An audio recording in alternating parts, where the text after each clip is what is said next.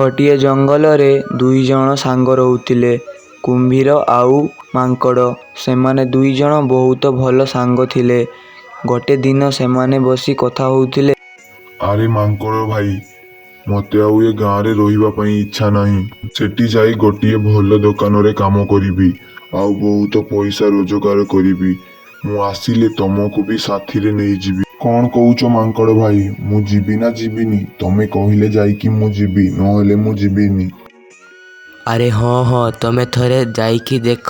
ଭଲ ଲାଗିଲେ ମୁଁ ବି ତମ ସାଙ୍ଗରେ ଗୁଜରାଟ ଯିମି। ଆରେ ହଁ ମାଙ୍କଡ଼ ଭାଇ, ମୁଁ ଯିବି ଯେ, କିନ୍ତୁ ଗୋଟେ କଥା କହିଥାନ୍ତି। ଆରେ ନା, ତମକୁ ସେ କଥା ମୁଁ କହିବିନି। ଆରେ କୁମ୍ଭୀର ଭାଇ, କ'ଣ କଥା କହୁନ? ମୁଁ ତୁମର ପୁରା ପ୍ରିୟ ସାଙ୍ଗ।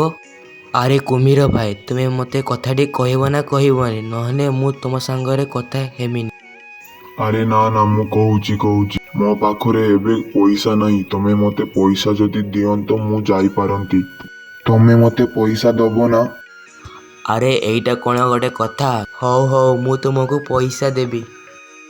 ଆରେ ହଉ ମାଙ୍କଡ଼ ଭାଇ, ମୁଁ କାଲି ସକାଳେ ଯିବି। ତମେ ମୋତେ ଷ୍ଟେସନକୁ ଛାଡ଼ିବା ପାଇଁ ଯିବ। ମୁଁ ଏବେ ଯାଉଛି ଘରକୁ। ତମେ କାଲି ସକାଳେ ଆସିଯିବ। 2 ମାସ ପରେ। अरे मेरा संग कहाँ पर चला गया? मेरे को लेने भी नहीं आया। आज जाकर उसको बताता हूँ। मैं गुजरात से उसके लिए माल लेकर आया, ये मते लेने को भी नहीं आया। अरे कुम्भीर भाई, तू गुजरात केबे आसिलु? अरे तो सांग तोते नवा पाई आसिलानी ना कौन? अरे गोधो, मैं आज ही आया। मेरा सांग मेरे को लेने नहीं आया क्योंकि उसको याद नहीं आया। तू डंकी इधर भी आज जंगल में रहता है। तू साला जंगली ही रह गया। अरे बापुरे, की हिंदी कहूछु गुजरात को जाइके कुम्भीर भाई? मते टिके हिंदी शिखेई दे। मु भी जंगल रे समस्तंक सांगरे हिंदी रे कथा कहबी। अरे हो, मैं और कभी सिखा देता तेरे को हिंदी। मैं अभी मेरे दोस्त के पास जाता हूँ। चल बाय, कल मिलते हैं। हो, मैं भी जाता हूँ मेरे दोस्त के पास।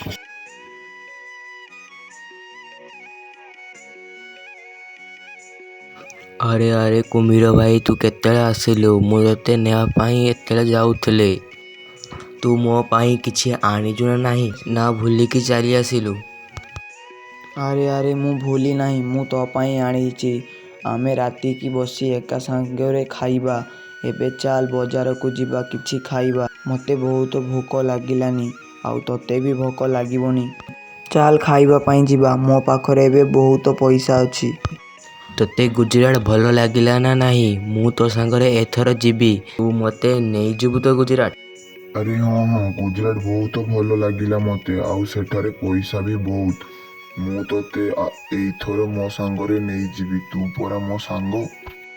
ଆରେ ହଉ, ମୁଁ ବି ତୋ ସାଙ୍ଗରେ ଏଥର ଯିବି ଗୁଜରାଟ। ତାପରେ ସେମାନେ 2 ଜଣ ବଜାରକୁ ଗଲେ ଖାଇବା ପାଇଁ।